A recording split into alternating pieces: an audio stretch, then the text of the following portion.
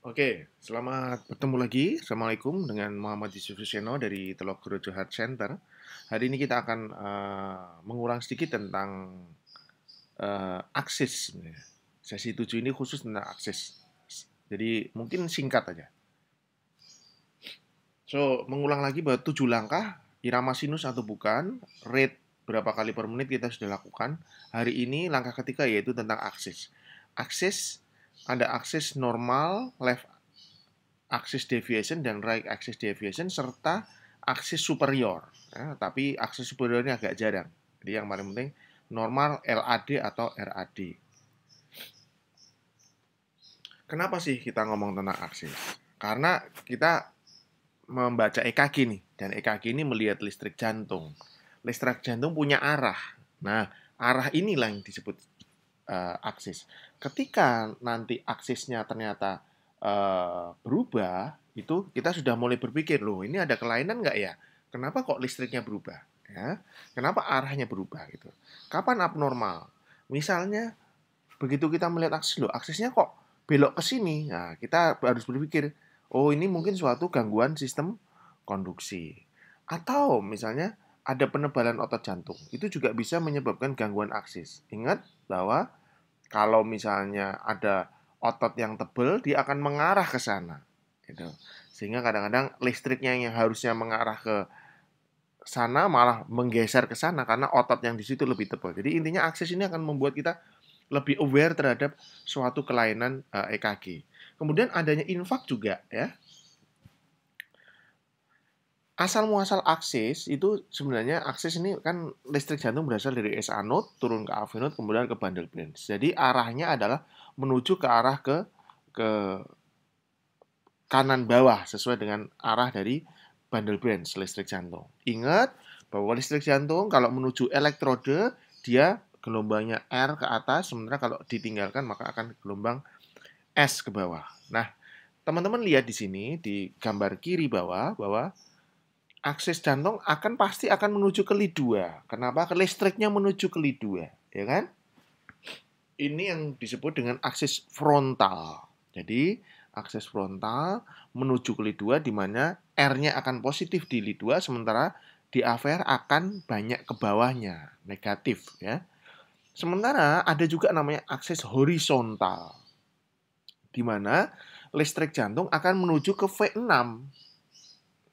Ya, lihat gambar kanan, sisi kanan akan menuju ke V6 ya. Dan S akan banyak di V1. R-nya lebih banyak di V6. Kenapa? Lihat ketebalan otot di daerah V5, V6 ini lebih tebal daripada otot yang di V1. Nah, karena ingat EKG ini terutama melihatnya adalah ventricle kiri. Nah, otot di V1, V2 ini lebih tipis daripada otot di V5, V6. Listrik secara horizontal akan menuju ke V5, V6. Karena sekali lagi sebuah elektroda kalau dituju listrik dia positif, ditinggalkan akan negatif. Jadi ini adalah akses horizontal, teman-teman lihat, di lid 2 dia positif ke atas ya. Di AVR akan negatif sesuai dengan arah listrik dari SA node turun ke AV node turun ke bundle branch. Biasanya AVF dan 1 juga positif karena dia dituju oleh listrik juga. Sementara yang di AVL kadang-kadang bisa bifasik. Bifasik artinya ada R ke atas, ada S ke bawah. Bisa. Itu AVL. Sementara lihat arah listrik horizontal tadi sudah saya sampaikan bahwa V5 V6 otot lebih tebal, maka listrik akan menuju ke V5 V6 tuh. Makanya S-nya banyak di V1, makin tinggi R-nya makin tinggi makin tinggi makin tinggi sampai di V5 V6 R-nya makin paling tinggi. Nah, saya hanya akan bicara dengan sistem akses frontal aja karena menurut saya ini yang lebih penting saat ini dan lebih simpel. Jadi saya tidak akan ngajari yang susah-susah gitu ya. Nanti suatu saat kita akan bicara akses horizontal. Nah, sumbu pada bidang frontal itu mulai dari 0 derajat sampai dengan plus 90 ke atas ke sana, kemudian sampai minus di sini minus 150, ada minus 30 pada AVL ya. AVL itu minus 30, 1 itu 0 derajat, 2 itu plus 60, AVF plus 90, dan 3 ini plus 120 derajat. Nah, yang disebut normal adalah arsiran daerah antara AVL sampai AVF. Ini adalah arsiran yang kita sebut normal. Ada beberapa buku yang menyebut bahwa normal itu hanya antara 1 sampai AVF. Jadi antara 0 sampai plus 90. Tapi kalau saya memakai buku dari Dr. Sunoto dari Surabaya, bahwa yang normal adalah minus 30 sampai plus 90.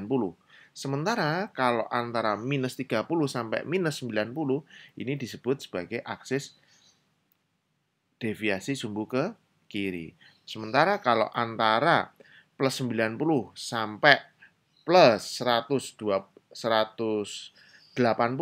itu deviasi aksis ke kanan. Kalau yang di kuadran sana, kiri atas, namanya sumbu superior. Nah, ada beberapa cara cepat untuk menentukan aksis frontal. Ini ya cara yang pertama, yaitu memilih salah satu sandapan yang mempunyai jumlah aljabar defleksi 0 atau bifasik. Bifasik artinya ke atasnya sama dengan ke bawahnya, dan sumbu QR-nya pasti tegak lurus pada sandapan ini. Nah, jadi nanti mana arah yang sesuai itu 90 derajat, tegak lurus itu 90 derajat pada sandapan ini. Misalnya tadi contoh ini, ya, pada gambar EKG ini, kita lihat ada sandapan yang ke atasnya sama ke bawahnya hampir sama. Mana? AVL, ya kan? Nah, kira-kira arah aksesnya adalah 90 derajat dari AVL. 90 derajat dari AVL bisa ke AVR, bisa ke kedua. Tapi kalau lihat dari arah listriknya, jelas yang positif kemana? Lead 2. Jadi aksesnya ke arah lead 2 nih, gitu. Ulang lagi. Jadi pertama ada dua cara. Yang pertama melihat defleksi positif hampir sama dengan defleksi negatif.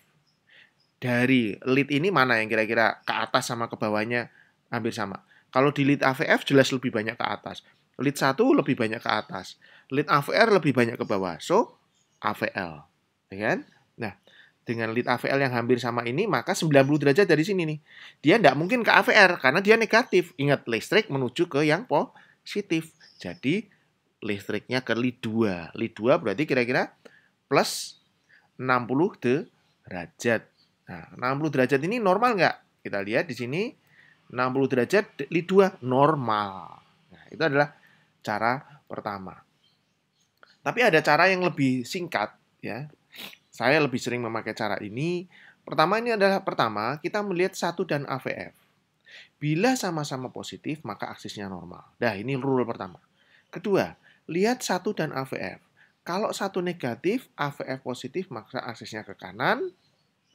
Terus, lihat ketiga, lihat 1 dan AVF. Bila 1 positif, AVF negatif, maka lihat lead 2. Kalau lead 2-nya positif, maka normal. Kalau lead 2-nya negatif, maka LAD atau deviasi aksis ke kiri. Terus, kalau lihat 1 dan AVF, bila sama-sama negatif, AVR positif, maka aksis superior. Ini contohnya begini. Ya. Kita bayangkan kalau 1 dan kita lihat contoh yang pertama ya, lihat 1 dan AVF bila sama-sama positif, maka aksis normal. Kita lihat di sini, kalau suatu arah listrik di 1 ini merasa positif, dan di AVF juga merasa positif, maka arsirannya di mana? Di antara 1 sama AVF ini? Ya, betul. Arsirannya adalah di yang kanan bawah, dan ini adalah normal. Itu aja. 1 positif, AVF positif, maka normal. Ya. Pokoknya kalau lihat 1 positif, AVF positif, normal. Contoh ini yang tadi, lihat. 1-nya positif, AVF positif, maka normal. Nah, ini adalah contoh aksis yang normal. Terus kita lihat, kalau yang kedua, misalnya 1 dan AVF, bila 1 negatif, AVF positif. Kita bayangkan, lihat di sini, misalnya di sini lead 1-nya negatif, berarti lead 1 ini merasa ditinggalkan. Maka arahnya bukan ke kanan tuh listrik, tapi kebalikannya 1, ke kiri. Sementara AVF-nya positif. AVF-nya positif ke bawah. Berarti kira-kira arsirannya mana nih? Satunya negatif, berarti bukan ke kanan tapi ke kiri. Dan AVF positif berarti ke bawah. Berarti listriknya daerahnya adalah, arsirannya adalah yang di kiri bawah. Berarti deviasi sumbu ke kanan. Karena satunya negatif dan AVF positif. Oke? Jadi menentukan RAD seperti itu. Bagaimana dengan LAD? Kalau LAD, maka pertama dilihat, tadi teman-teman ingat LAD gimana? Kalau LAD, 1 positif AVF negatif, maka lihat lead 2. Kalau 2 positif normal, kalau 2 negatif LAD. Penyebabnya demikian. Misalnya kita lihat ya, sebuah EKG. Kalau misalnya AVF negatif nih. AVF negatif berarti AVF merasa ditinggalkan. Berarti arus listriknya bukan ke bawah tapi ke atas. Ya kan? Sementara satunya masih positif, berarti arahnya masih ada yang ke kanan. Berarti listriknya ada di mana? Ada di kuadran yang kanan atas nih. Cuma kita harus membedakan apakah ini di minus 30 ke atas atau antara 0 sampai minus 30. Karena kalau 0 sampai minus 30 kan masih normal.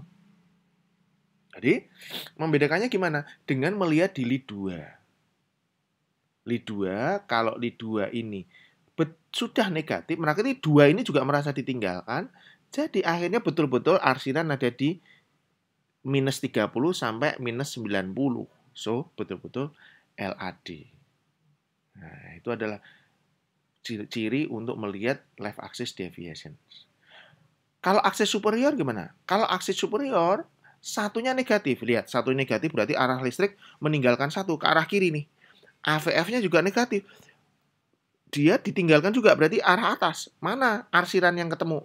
Ke kiri sama ke atas. Oh ya, di aksis superior ada di kuadran kiri atas. Jadi ini adalah cara menentukan artis yang gampang. Kita lihat lagi teman-teman di sini. Lihat 1 AVF positif. Nanti coba teman-teman nanti tulis ini di kertas. Kemudian Anda lihat latihan EKG di yang nanti saya sampaikan di sini. Nanti teman-teman lihat kalau 1 positif, AVF positif normal. Ini harus dicatat dan nanti pas latihan dikepek ini, dilihat. Jadi betul-betul akan lebih jelas itu ya. Oke, sekarang kita akan latihan. Lihat ini. Cara cepat yang kedua, lihat satunya positif, AVF-nya negatif. Ya, AVF-nya negatif. Kalau AVF-nya negatif, berarti arsirannya masih ingat 1 positif AVF negatif. Berarti arsirannya ada di daerah kuadran kanan atas. Nah, kita harus membedakan dia di minus 30 lebih atau antara 0 sampai minus 30. Caranya lihat lead 2. Betul. Coba lihat. Lead 2-nya masih positif. Kalau lead 2-nya masih positif, berarti dia ada di arsiran antara antara 0 sampai minus 30. Daerah sini. Berarti masih normal. Nah, kemudian ini lihat, lead 1 positif. AVF-nya bifasik nih, ya kan? Agak lebih banyak ke bawah sedikit. Kita sekali lagi, jangan menentukan ini langsung LAD, lihat dulu di lead 2. Oh, lead 2-nya lebih banyak positifnya. So, ini masih normal. Kalau ini, lihat 1 positif, AVF masih positif. Begitu 1 positif, AVF positif, pasti normal. Ya, sesuai lihat. 1 positif, AVF positif, normal. Wes, tidak usah mikir liane sih. Nah, ini normal. Kalau ini, 1 positif, AVF positif. So, normal. Ini 1 positif, AVF positif. Ya, normal. Ini 1 positif, AVF positif. Normal enggak? Normal. Pertanyaannya ini irama sinus apa enggak? Jangan lupa, pelajaran yang kemarin enggak boleh lupa. Sinus? Bukan sinus. Lihat, di lead 2, P-nya terbalik. Kalau sinus, P-nya harus positif ke atas. So, ini bukan sinus. Apa ini? Ini irama junctional. Junctional, ingat, rate-nya yang normal berapa? 40 sampai 60.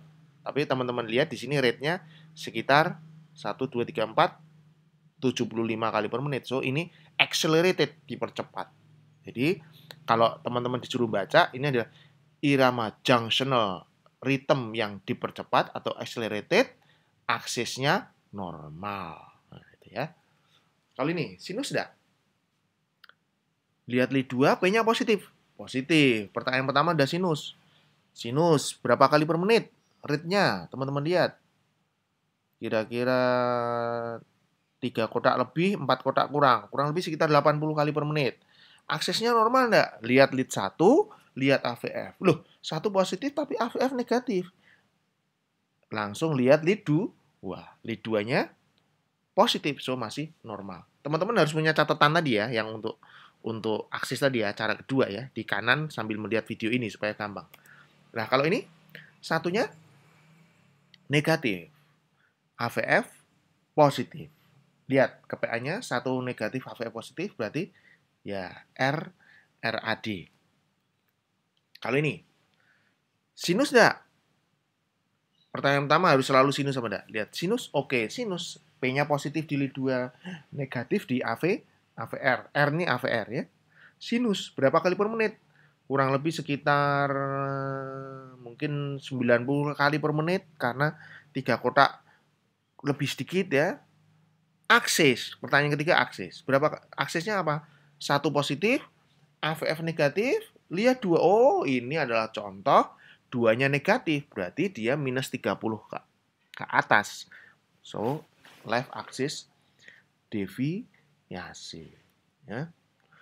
Nah, kenapa kok tadi akses penting? Karena begitu kita melihat ada, loh aksesnya kok nggak normal nih, maka kita akan berpikir ini beberapa penyebab nih. Nanti yang harus kita cari gitu. Misalnya ada left anterior vascular block, ada infark, ada hipertrofi, GG ada ASD, ada WPW. Ini bisa menyebabkan perubahan akses gitu. Begitu juga yang perubahan akses ke kanan. Blok pada left posterior vascular branch, kemudian ada hipertensi pulmonal, infark, WPW, dan lain-lain, itu juga penyebab dari RAD. Jadi begitu kita irama sinus, kok RAD ya? GG ada kelainan. Gitu. Kok LAD ya? Ada enggak kelainan yang lain? Maksudnya itu sebagai aware. Oh, ini kita harus nyari nih. Siapa tahu ada LVH kalau LAD. Siapa tahu ada infark di inferior gitu ya, sehingga dia LAD. Itu yang harus kita cari. Ya. Sekali lagi, kalau masih belum jelas, teman-teman nyatet yang tadi, yang ini. Nah, ini. Kemudian diulang lagi untuk latihan. Latihan. Nanti sesi berikutnya kita akan belajar merangkum semua lagi tentang ini semua. Ya.